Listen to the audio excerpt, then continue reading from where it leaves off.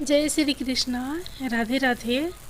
आज आप लोग सुनेंगे कमिका एकादशी व्रत की कथा, साथ ही सुनेंगे 11 माता की कथा, एकादशी देवी की कथा। तो सबसे पहले सुनते हैं 11 माता की कथा। एक बार एक राज्य में एक राजा रहा करता था। राजा बहुत ही बुद्धिमान और बलशाली था। राजा सदैव अपनी प्रजा का बहुत अच्छे से ध्यान रखता था। प्रजा भी अपने राजा को बहुत पसंद करती थी। राजा की 2 बेटियां थीं। राजा अपनी दोनों बेटियों से बहुत प्रेम करता था। राजा की छोटी बेटी देखने में बहुत सुंदर और आकर्षण थी और राजा की बड़ी बेटी छोटी बेटी के मुकाबले थोड़ा कम सुंदर थी। राजा की छोटी बेटी 11 माता की पूजा किया करती थी और सभी लोग राजा की छोटी बेटी से बहुत प्रेम करते थे और बहुत प्रशंसा किया करते थे। राजा भी अपनी छोटी बेटी को बड़ी बेटी से अधिक प्रेम करता था, जिस कारण राजा की बड़ी बेटी को अपनी छोटी बहन से नफरत होने लगी थी। राजा की दोनों बेटियां जब बड़ी हो गई तब एक पड़ोस राज्य में रहने वाला राजकुमार राजा की बड़ी बेटी के लिए रिश्ता लेकर आया। लेकिन जैसे ही उस राजकुमार की नज़र राजा की छोटी बेटी पर पड़ी तो वह राजकुमार राजा की छोटी बेटी पर आकर्षण हो गया और उससे पहली नज़र में प्रेम कर बैठा।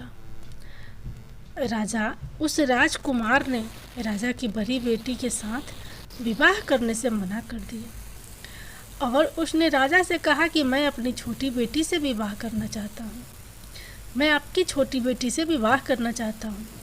जिसके बाद राजा की बड़ी बेटी यह देखकर अपनी छोटी बहन से बहुत क्रोध करने लगी और राजा की बड़ी बेटी ने अपनी छोटी बहन को अपना सबसे बड़ा दुश्मन मान लिया। राजा की बड़ी बेटी ने अपनी छोटी बहन से बदला लेने का निर्णय लिया, जिसके लिए उसने अपनी छोटी बहन को जान से मारने का प्लान बनाया। राजा की बड़ी बेटी ने अपनी छोटी बहन को मारने के लिए सबसे पहले एक लड्डू में जहर मिलाकर अपनी छोटी बहन को दे दिया और उसको लड्डू खाने के लिए कहा। लेकिन लड्डू खाने के बाद भी छोटी बहन को कुछ नहीं हुआ। बड़ी बहन यह देखकर बहुत आश्चर्यचकित हो गई, लेकिन बड़ी बहन ने हार नहीं मानी और उसने जब रात में छोटी बहन अपने कमरे में सो रही थी तब एक मटके में सांप रखकर उसे कमरे में छोड़ दिया। लेकिन सांप भी छोटी बहन का कुछ नहीं कर पाया। जिसके बाद बड़ी बहन ने अपनी छोटी बहन से कहा कि चलो हम लोग कुएं से पानी भर कर लाते हैं, जिसके लिए वह अपनी छोटी बहन को पानी भरने के बहाने कुएं के पास ले गई और उसने अपनी छोटी बहन को कुएं में धक्का दे दिया। लेकिन छोटी बहन को तब भी कुछ नहीं हुआ, क्योंकि हर बार 11 माता उसकी रक्षा कर रही थी और उधर बड़ी बहन अपने सारे प्रयासों के बाद असफल हो रही थी, जिससे वह बहुत क्रोधित होती जा रही थी। फिर उसने अपनी छोटी बहन के पास जाकर उससे खुद ही पूछा कि मेरी छोटी बहन, तुमको पता है भगवान ने सबकी मृत्यु एक निश्चित समय पर लिखी हुई है और कैसे तुम्हारी मृत्यु होगी, क्या तुम जानती हो? तब छोटी बहन ने अपनी बड़ी बहन को बताया कि हाँ, मैं तो जानती हूँ कि मेरी मृत्यु कैसे होगी। छोटी बहन से यह सुनकर बड़ी बहन मन ही मन बहुत प्रसन्न होने लगी और उसने अपनी छोटी बहन से कहा कि तो मुझे अपनी मृत्यु का राज बताओ। छोटी बहन ने अपनी बड़ी बहन से कहा कि मेरी मृत्यु तो एक तोते में है, जो तोते के गले में एक हार है, उससे मेरी मृत्यु होगी। जब तक कोई भी व्यक्ति तोते को मार कर वह हार अपने गले में पहनेगा तो मैं मूर्छित हो जाऊंगी और जैसे ही उस हार को अपने गले से उतारेगा तो मैं वापस से जीवित हो जाऊंगी। अपनी छोटी बहन की मृत्यु का राज जानकर बड़ी बहन बहुत ही खुश हो गई और उसने अपनी छोटी बहन को मारने के लिए उसके पालतू तोते को ढूंढना शुरू कर दिया और छोटी बहन को इस बात का अभ्यास हो गया था कि कोई उसकी जान लेना चाहता है, जिसके लिए वह अपने पिताजी के पास गई और उसने अपने पिताजी से कहा कि पिताजी, मेरी मृत्यु के बाद आप मुझे जलाइएगा मत, बल्कि आप मुझे अपनी पुरानी वाली हवेली में एक पलंग में लिटा कर छोड़ दीजिएगा। अपनी छोटी लड़की की यह बात सुनकर राजा बहुत आश्चर्यचकित हो गए। राजा ने अपनी छोटी बेटी से पूछा, बेटी, तुम ये क्या कह रही हो? तब राजा की छोटी बेटी ने बताया, पिताजी, समय किसी के लिए नहीं रुका है, कब क्या हो जाए किसी को कुछ पता नहीं है। और फिर राजा ने अपनी छोटी बेटी से कहा कि तुम ऐसी बातें क्यों कर रही हो? 2-3 दिन में तुम्हारा विवाह है। लेकिन छोटी बेटी ने अपने पिताजी को ऐसा करने पर मजबूर कर दिया और उनसे वचन ले लिया। राजा ने भी अपनी छोटी बेटी की बात स्वीकार कर ली और 2-3 दिनों के बाद जब शादी का समय आया, तब राजकुमार बारात लेकर राजा के घर आया और राजकुमारी और राजा की छोटी बेटी का विवाह शुरू हो गया। जैसे ही राजा की छोटी बेटी राजकुमार के साथ फेरा लेने शुरू करती है, तो उसकी बड़ी बहन अपनी छोटी बहन के कमरे में जाकर उसके तोतों को पकड़ लेती है और उसको जान से मार देती है। तोते की गले में जो हार था उसको अपने गले में धारण कर लेती है। जैसे ही बड़ी बहन उस हार को अपने गले में धारण करती है, तो उधर छोटी बहन 3.5 ही फेरे ले पाती है और वहीं पर बेहोश होकर गिर जाती है। जिसके बाद राजा ने बड़े बड़े दर्द हाकिमों को बुलवाया और अपनी छोटी बेटी का इलाज करने के लिए कहा। राजा की बात सुनकर वैद्य ने छोटी बेटी को जब चेक किया तो राजा को बताया कि आपकी छोटी बेटी ना तो जीवित है और ना ही मरी हुई है। यह मैं ऐसा पहली बार देख रहा हूँ। राजा ने वैद्य और हाकिम को यह बात बाहर बताने से मना कर दिया और उनको कहा कि अगर तुमने यह बात किसी को बाहर बताई तो हम तुम्हें फांसी दे देंगे। राजा ने अपनी छोटी बेटी को पुराने महल में जाकर एक पलंग में लिटा दिया और वहाँ पर कुछ सैनिकों का तैनात कर दिया। वापस अपने महल पर आ गया। राजा की बड़ी बेटी अपने पिताजी के पास आई और कहने लगी कि पिताजी, अगर शादी संपन्न नहीं हुआ तो आपकी इज्जत का क्या होगा? आप कहे तो मैं आपकी इज्जत बचाने के लिए राजकुमार से शादी करने के लिए तैयार हूँ। जिसके बाद राजा ने अपनी बड़ी बेटी की बात मान ली और राजा ने बड़ी बेटी को छोटी बेटी के कपड़े पहनाकर मंडप पर भेज दिया। लेकिन राजकुमार यह जान गया कि यह राजा की छोटी बेटी नहीं है, बल्कि यह राजा की बड़ी बेटी है। लेकिन जब राजकुमार ने शादी करने से मना किया तो सभी लोगों ने राजकुमार को विवश करके राजा की बड़ी बेटी से बचे हुए फेरों को संपन्न करा दिया और विवाह करवा दिया। जिसके बाद राजकुमार राजा की बड़ी बेटी को अपने महल ले गया। राजकुमार राजा की बड़ी बेटी से ना तो बात करता था, ना ही उसको पसंद करता था और ना ही उसके आसपास भटकता था। और राजकुमार ने यह फैसला लिया कि वह अपनी प्रेमिका को ढूंढ कर रहेगा, यह जानकर रहेगा कि उसके साथ हुआ क्या है। एक दिन राजकुमार अपने घोड़े पर सवार होकर राजा के पुराने महल के पास पहुंच गया, जहां पर उसने कुछ सैनिकों को देखा। महल के पास पहुंचकर राजकुमार ने जब महल को ध्यान से देखा तो वह समझ गया कि यह तो हमारे ससुर जी का महल है। तब राजकुमार ने सैनिकों से पूछा, तुम लोग यहाँ क्या कर रहे हो और इस महल के अंदर उस पलंग में कौन लेटा है? जिसके बाद सैनिकों ने बताया कि यहाँ पर राजा की छोटी बेटी लेटी है। यह सुनकर राजकुमार बहुत खुश हो गया और वह तुरंत अपनी प्रेमिका के पास पहुँच गया और उसकी सेवा करने लगा। जैसे ही रात हुई तो राजा की छोटी बेटी उठकर खड़ी हो गई। राजकुमार यह देखकर बहुत खुश हो गया और उसने अपनी प्रेमिका से पूछा कि तुम यहाँ क्या कर रही थी, क्या कर रही हो? तुम मेरे साथ मेरे घर चलो। राजा की छोटी बेटी ने राजकुमार को सारी बातें बता दी कि मेरी जान एक तोते में बसी थी और मैंने यह बात सिर्फ अपनी बड़ी बहन को बताया था और मुझे पता है कि उसने ही मुझे मारने का प्रयास किया है। उसके बाद उसके पास एक हार है जिसको वह सुबह पहन लेती है और रात को उतार देती है। जब तक वह हार को पहने ले रहती है तब तक मैं मूर्छित रहती हूँ और जैसे ही वह हार को उतार देती है तो मैं जीवित हो जाती हूँ और जब तक मेरी बहन के पास वह हार है तब तक मैं ऐसे ही जीवित और मूर्छित होती रहूँगी।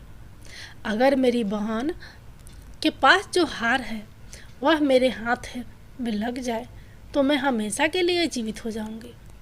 राजकुमार यह बात सुनकर राजा की छोटी बेटी के पास रहने का निर्णय ले लिया और उसने अपने बचे हुए सारे फेरे उस पलंग में लेटी राजकुमारी की छोटी बेटी के साथ ले लिए और अपना विवाह पूर्ण कर लिया और वहीं पर ही रहने लगा। देखते ही देखते कुछ समय में राजा की छोटी बेटी और राजकुमारी की पत्नी पेट से हो गई। एक दिन राजकुमार को किसी काम से बाहर जाना पड़ा। तब छोटी बहन के पेट में बहुत तेज से दर्द होने लगा, जिसके बाद उसने 11 माता का आवाहन किया। जिसके बाद वहाँ पर 11 माता प्रकट हुई और उन्होंने अपनी भक्तों के दर्द को दूर किया और एक पुत्र की प्राप्ति करवाई। और वहीं पर अचानक से राजकुमार भी आ गया। राजकुमार ने 11 माता को देखा तो वह आश्चर्यचकित हो गया और उसने तुरंत माता को प्रणाम किया।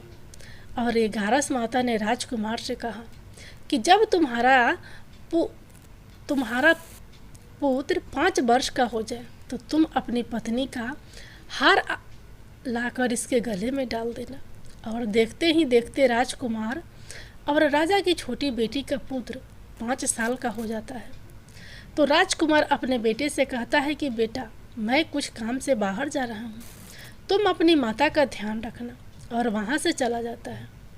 राजा को बाहर निकलता देख बड़ी बहन के सैनिक देख लेते हैं और बड़ी बहन को जाकर सारी बातें बता देते हैं। जिसके बाद बड़ी बहन अपनी छोटी बहन के पुत्र को वहाँ से उठवा लेती है और उसको मरवा देती है। छोटी बेटी के पुत्र के 2 टुकड़े करवा देती है।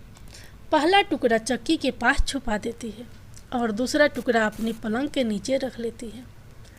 अब 11 माता भिखारी का रूप लेकर आती हैं। एक भिखारी का रूप रखकर बड़ी बहन के पास चली जाती है। जिसके बाद वहाँ पर भिक्षा मांगने लगती है।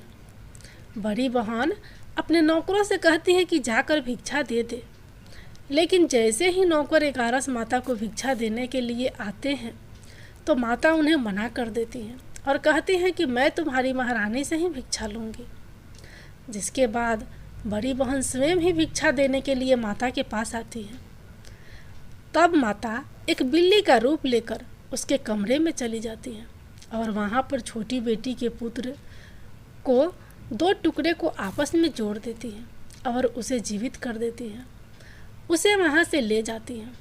राजकुमार अपने बेटे को लेकर अपनी पत्नी के पास जाता है और उसे कहता है कि तुम इसका ध्यान रखना। अगर तुम इस बच्चे का अच्छे से ध्यान रखोगी तो मैं तुमसे बात करूँगा। एक दिन राजकुमार अपने बच्चे से कहता है कि तुम मम्मी से उनके गले का हार मांग लो।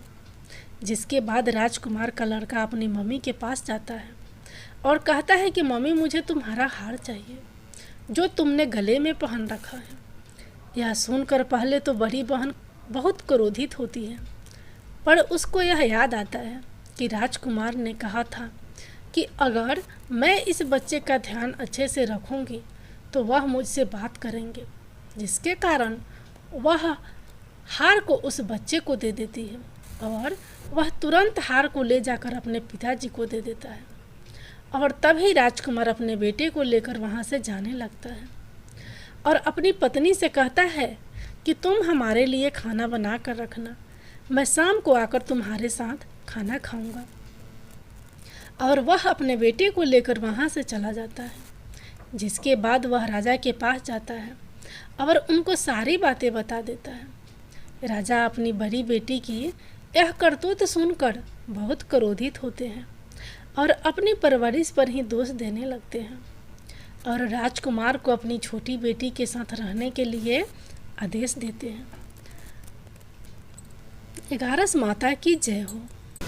अब आप लोग सुनिए एकादशी देवी की कथा। मूर नाम का एक दैत्य था। रावण और कंस की तरह वह भी बड़ा आतंक मचाता था। स्वर्ग में देवों सहित सभी को पीड़ा देता था। सब लोग उससे रक्षा मांगकर श्रीमन नारायण के शरण में गए। भगवान ने कहा, मैं उसे संभालता हूँ, चिंता मत करो।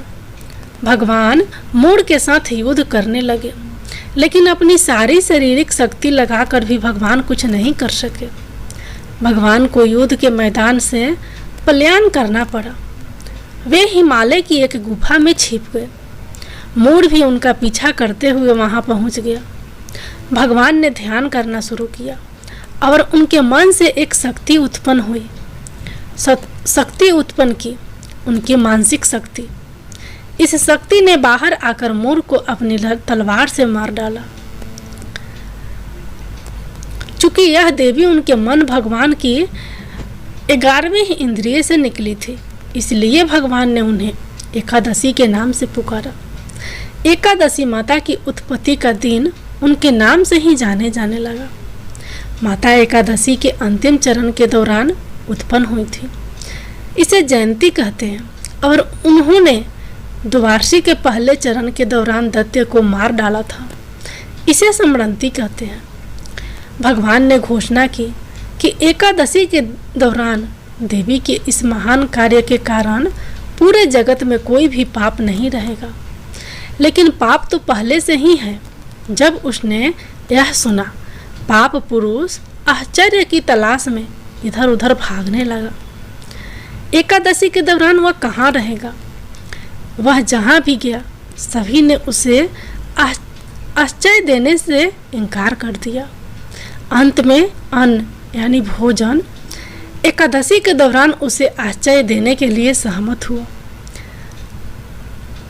तो एकादशी के दौरान सभी पाप भोजन में आश्चर्य लेते हैं। जो कोई एकादशी के दौरान भोजन करता है, ये पाप उस व्यक्ति में प्रवेश करेंगे और रोग, समस्या, हानि, परेशानी इत्यादि बन जाएंगे। एकादशी देवी को विष्णु कन्या भी कहा जाता है, क्योंकि वह भगवान की मानस पुत्री है। उनकी मूर्ति पूरी जगन्नाथ मंदिर और द्वारका धाम में है। भगवान के धर्म की रक्षा के लिए जितने भी अवतार हैं, वे सभी एकादशी के दिन ही हुए हैं, इसलिए यह इतना पवित्र दिन है। अब आप लोग सुनिए दूसरी कथा, राजा धर्मकीर्ति की कथा। गालव मुनि का भद्रशील नाम का एक पुत्र था। भद्रशील ने छोटी उम्र से ही एकादशी व्रत का पालन करना शुरू कर दिया। मुनि ने उन्हें ऐसा करने के लिए कभी नहीं कहा था। एक बार मुनि ने भद्रशील से पूछा कि उन्हें इस व्रत को करने के किसने कहा है। भद्रशील ने कहा कि मैं कई जन्मों से एकादशी व्रत करता आ रहा हूँ। आमतौर पर किसी को भी पिछला जन्म याद नहीं रहता। जब तक आप माँ के गर्भ में होंगे, तब तक आपको अपने पिछले जन्मों की याद रहेगी, लेकिन जन्म से ठीक पहले यह स्मृति मिट जाती है। लेकिन भद्रशील को अपने पिछले जन्म की याद उस समय भी थी। यह एकादशी व्रत की शक्ति थी जिसका वे पालन करते थे। वे एक पूर्व जन्म में धर्मकीर्ति नामक राजा थे। धर्मकीर्ति बहुत क्रूर था। उसे कोई पसंद नहीं करता था। ऐसा कोई पाप नहीं था जो उसने नहीं किया हो। एक बार वह अपने सैनिकों के साथ शिकार पर गया। उसने एक हिरण को देखा और अपने सैनिकों को उस हिरण को चारों ओर से घेरने के लिए कहा। राजा ने कहा कि जो भी हिरण को भागने देगा, उसका पूरा परिवार मार डाला जाएगा। हिरण ने यह सुना और सोचा, बेचारे सैनिक, मैं उनमें से किसी को भी कुछ होने नहीं दूंगा। हिरण राजा के पास से निकल भागा। राजा ने हिरण का पीछा किया। सूर्यास्त होते राजा एक घने जंगल के अंदर फंस गया। हिरन कहीं दिखाई नहीं दे रहा था। राजा ने एक पेड़ के नीचे रात बिताई। उसने दिन भर में कुछ भी नहीं खाया था। उसे चारों ओर से खतरनाक जानवरों के गुर्राने की आवाज़ें सुनाई दे रही थी। वह सो नहीं सका। राजा ने डर से श्री हरि परमात्मा से प्रार्थना करना शुरू कर दिया। फिर सुबह होते ही उसकी मृत्यु हो गई। यमदूत आए और उसे यमराज के पास ले गए। यमराज ने पूछा, तुम लोग इन्हें यहाँ क्यों लाए हो? इनका स्थान वैकुंठ में भगवान महाविष्णु के बगल में है।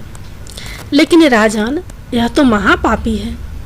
नहीं, वह सब चला गया है। ये अब पवित्र है। जिस दिन उनकी मृत्यु हुई वह एकादशी थी। उन्होंने दिन भर उपवास किया और रात में जागते हुए श्री हरि का स्मरण किया। उनके सारे पाप दूर हो गए, वे पवित्र हो गए। यमराज ने स्वयं एक स्वर्ण रथ बुलवाया और राजा को वैकुंठ भेज दिया। जब लोगों को इस बारे में पृथ्वी पर पता चला तो वे सभी एकादशी का पालन करने के लिए और अधिक उत्साहित हो गए। एक बार प्रेम से बोलिए, एकादशी माता की जय हो, भगवान विष्णु की जय हो। सावन मास की पहली एकादशी व्रत की कथा। सावन की पहली एकादशी का व्रत सावन माह के कृष्ण पक्ष की एकादशी तिथि को रखते हैं। इस एकादशी को कमिका एकादशी के नाम से जानते हैं।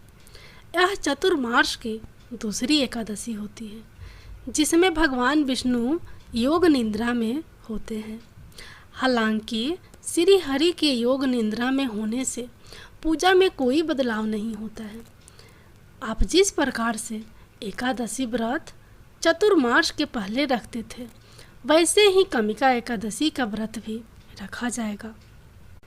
सावन मास के कृष्ण पक्ष की एकादशी तिथि 30 जुलाई को शाम 4:44 से प्रारंभ होगी। इसका तिथि का समापन 31 जुलाई को दोपहर 3:55 पर होगा। उदया तिथि के आधार पर सावन की पहली एकादशी 31 जुलाई दिन बुधवार को रखा जाएगा। भगवान श्री कृष्ण ने युधिष्ठिर को बताया कि जो व्यक्ति कमिका एकादशी के दिन भगवान विष्णु की पूजा और व्रत करता है उसके सभी दुख और पाप मिट जाते हैं। उसे जीवन के अंत में मोक्ष मिलता है। जो व्यक्ति केवल कमिका एकादशी की व्रत कथा को सुनता है उसे वाजपेय यज्ञ के समान फल प्राप्त होता है। इस व्रत में विष्णु पूजा करने से उतना ही फल मिलता है जितना काशी या पुष्कर में स्नान करने से मिलता है। जो इस व्रत को करता है वह कुयोनि में नहीं जाता है। यदि आप इस व्रत की पूजा के समय विष्णु जी को तुलसी के पत्ते अर्पित करते हैं तो आपके सारे पाप मिट जाते हैं। तो चलिए अब सुनते हैं कमिका एकादशी व्रत की कथा।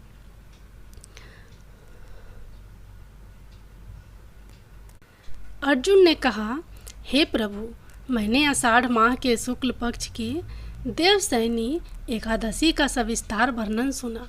अब आप मुझे सावन मास के कुछ पक्ष की एकादशी की कथा सुनाने की कृपा करें। इस एकादशी का नाम क्या है? इसकी विधि क्या है? इसमें किस देवता का पूजन होता है? इसका उपवास करने से मनुष्य को किस फल की प्राप्ति होती है? भगवान श्री कृष्ण ने कहा, हे श्रेष्ठ धनुधर, मैं श्रावण मास की पवित्र एकादशी का कथा सुनाता हूँ। ध्यानपूर्वक श्रवण करो। एक बार इस एकादशी की पावन कथा को भीष्म पितामह ने लोकहित के लिए नारद जी से कहा था। एक समय नारद जी ने कहा, हे पितामह, आज मेरी श्रावण के कृष्ण पक्ष की एकादशी की कथा सुनने की इच्छा है, अतः आप इस एकादशी की व्रत कथा विधान सहित सुनाइए। नारद जी की इच्छा को सुन पितामह भीष्म ने कहा, हे नारद जी, आपने बहुत ही सुंदर प्रस्ताव किया है। अब आप बहुत ध्यानपूर्वक इसे श्रवण कीजिए। सावन माह के कृष्ण पक्ष की एकादशी का नाम कामिका एकादशी है। इस एकादशी की कथा सुनने मात्र से ही वाजपेय यज्ञ के फल की प्राप्ति होती है। कामिका एकादशी के उपवास में शंख चक्र गदाधारी भगवान विष्णु का पूजन होता है।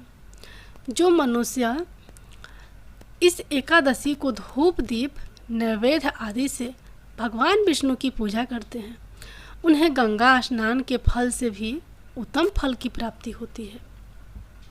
सूर्य ग्रहण और चंद्र ग्रहण में केदार और कुरुक्षेत्र में स्नान करने से जिस पुण्य की प्राप्ति होती है, वह पुण्य कामिका एकादशी के दिन भगवान विष्णु की भक्ति पूर्वक पूजा करने से प्राप्त हो जाता है।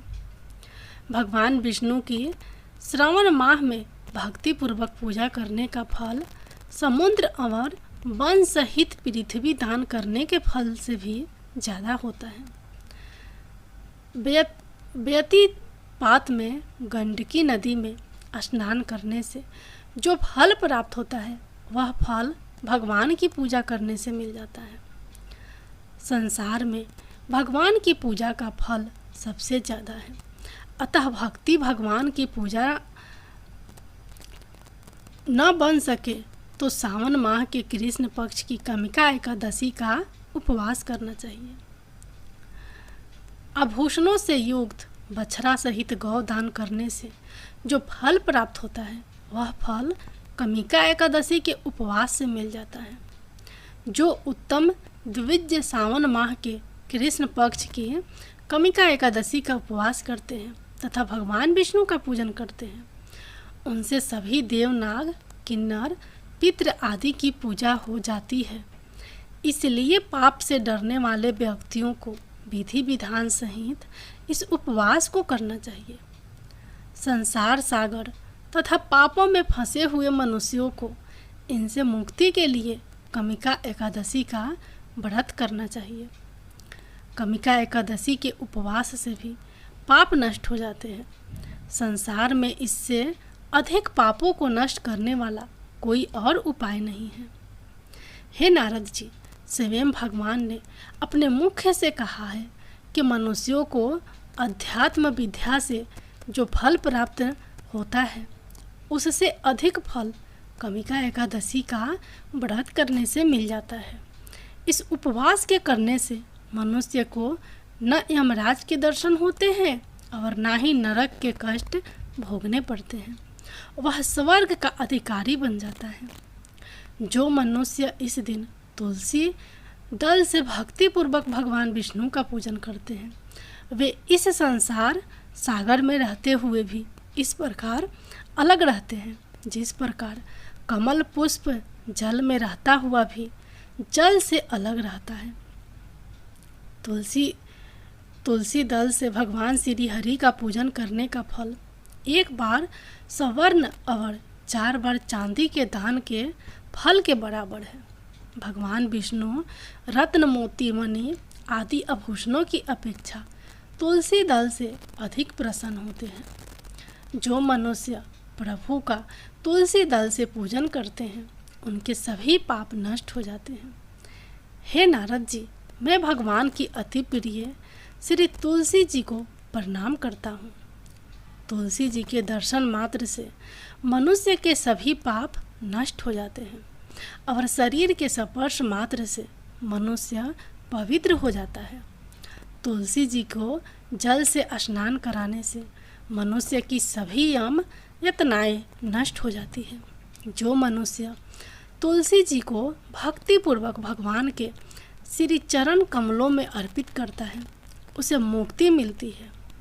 इस कामिका एकादशी की रात्रि को जो मनुष्य जागरण करते हैं और दीपदान करते हैं, उनके पुण्यों को लिखने में चित्रगुप्त भी असमर्थ है। एकादशी के दिन जो मनुष्य भगवान के सामने दीपक जलाते हैं, उनके पितर स्वर्ग लोक में अमृत का पान करते हैं।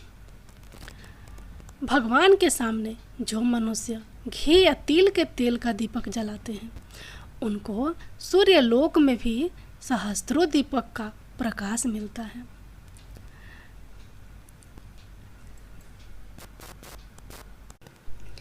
एक गांव में एक वीर क्षत्रिय रहता था। एक दिन किसी कारणवश उसकी ब्राह्मण से हाथापाई हो गई और ब्राह्मण की मृत्यु हो गई।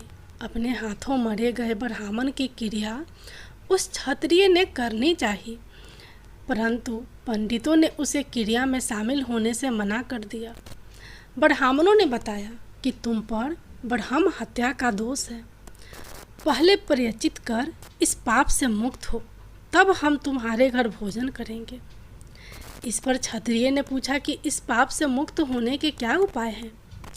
तब ब्राह्मणों ने बताया कि सावन माह के कृष्ण पक्ष की एकादशी को भक्ति भाव से भगवान श्रीधर का व्रत एवं पूजन कर ब्राह्मणों को भोजन करा के सद श्रीना के साथ आशीर्वाद प्राप्त करने से इस पाप से मुक्ति मिलेगी।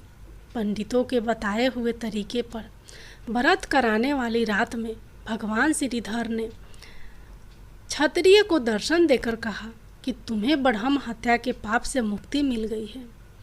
इस व्रत के करने से ब्रह्मा हत्या आदि के सभी पाप नष्ट हो जाते हैं।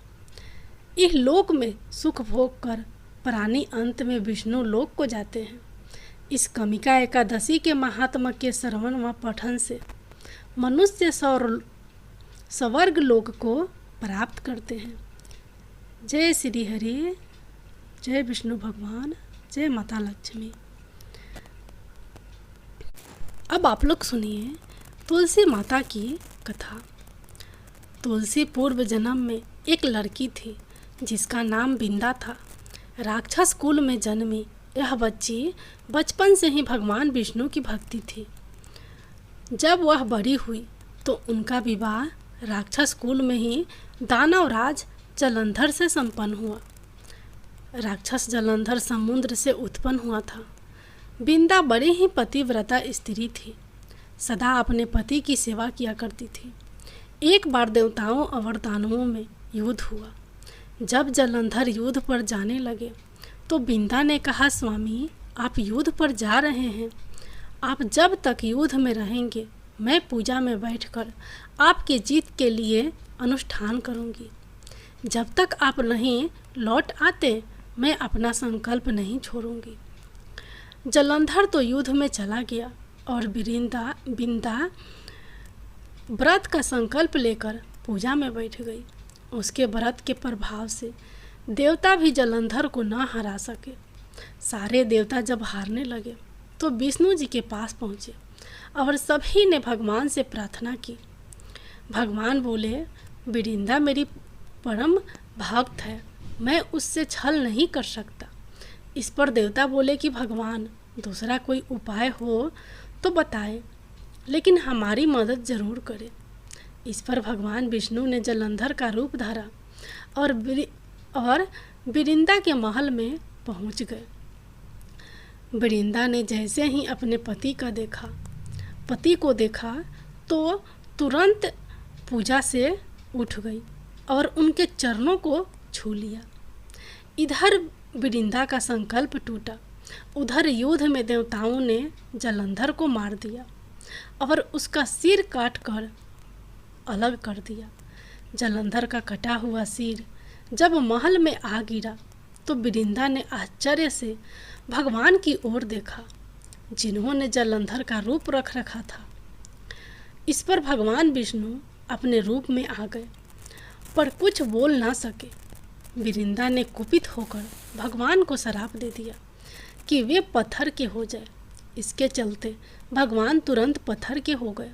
सभी देवताओं में हाहाकार मच गया। देवताओं की प्रार्थना के बाद बिरिंदा ने अपना श्राप वापस ले लिया। इसके बाद वे अपने पति का सिर लेकर सती हो गई। उनकी राख से एक पौधा निकला। तब भगवान विष्णु जी ने उस पौधे का नाम तुलसी रखा और कहा कि मैं इस पत्थर रूप में भी रहूँगा, जिसे शालिग्राम के नाम से तुलसी जी के साथ ही पूजा जाएगा। इतना ही नहीं, उन्होंने कहा कि किसी भी शुभ कार्य में बिना तुलसी जी के भोग के पहले कुछ भी स्वीकार नहीं करूँगा। तभी से ही तुलसी जी की पूजा होने लगी। कार्तिक मास में तुलसी जी का विवाह शालिग्राम जी के साथ किया जाता है। साथ ही देव उठावनी एकादशी के दिन इसे तुलसी विवाह के रूप में मनाया जाता है। एक बार प्रेम से बोलिए, तुलसी माता की जय हो, भगवान विष्णु की जय हो।